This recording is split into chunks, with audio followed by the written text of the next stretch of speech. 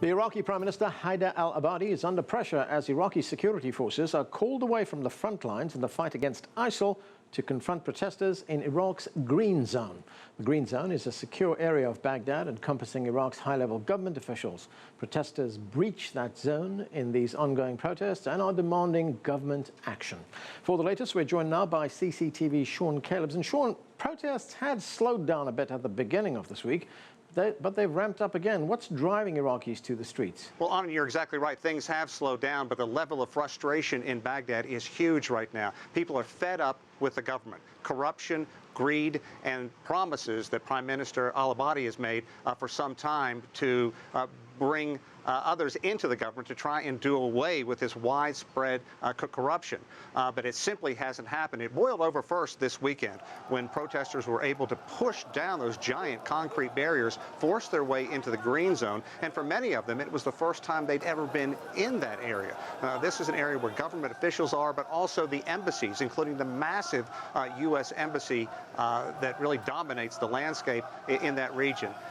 Really, this goes back to the U.S. invasion some time ago. They took out a very strong leader. Saddam Hussein was that, among a number of other things, that really kept the sectarian discord together. And once he was gone, it really began to unravel. First, the U.S. put their version of a prime minister in. That didn't go well. So when al-Abadi came in, there was lots of hopes, lots of speculation that he would make the government more inclusive. That simply hasn't happened. Things have gotten worse. And now, of course, ISIL has a tremendous toehold in a large section of the country, and that is taken away from so much of what is going on now to deal with the unrest within the country, not focusing on the terrorists that have moved into that region. And Sean, what is the current U.S. involvement in Iraq? Well, it's interesting because once al-Abadi came in, the Iraqi government made it clear they didn't want U.S. troops there anymore. They were viewed as occupiers, and Iraq wanted to be able to govern, rule its own country.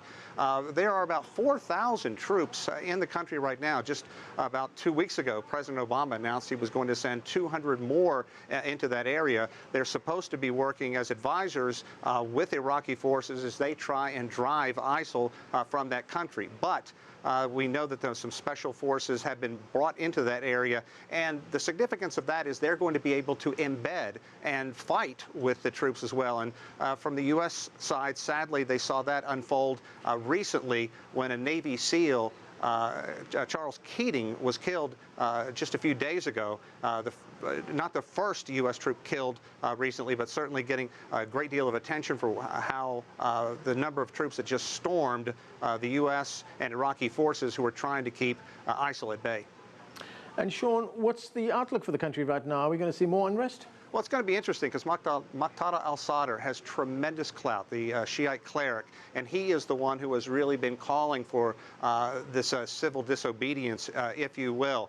Called for his supporters to go in and storm Parliament last week, which they did. They were able to drive Iraqi government leaders out, and they just basically ransacked the Parliament building. Now, the al-Abadi has gotten his troops a lot more organized, and they control many of the main roads, the bridges leading into that country. Al-Sadr today is calling on his supporters to do protest outside of mosques rather than try and push their way back beyond those giant concrete blast walls. But it's going to be interesting to see exactly what happens, because al-Sadr has tremendous clout in that country. And this past weekend, he vowed to, quote, destroy the government if it didn't take steps to become more inclusive. Now, al-Abadi, for his part, has been urging calm, saying if this country just goes further into chaos, it's going to be very difficult to try and retake Mosul and other key cities within that nation that they have lost. So it's a very, very touchy time, really very important time in Iraq's history. They're going to have to find some way to come together and continue to fight the one common enemy, ISIL, and find some way to be unified. Thanks, Sean. That's CCTV's Callebs reporting. If you like what you just saw, follow us on social media and visit our website, cctv-america.com.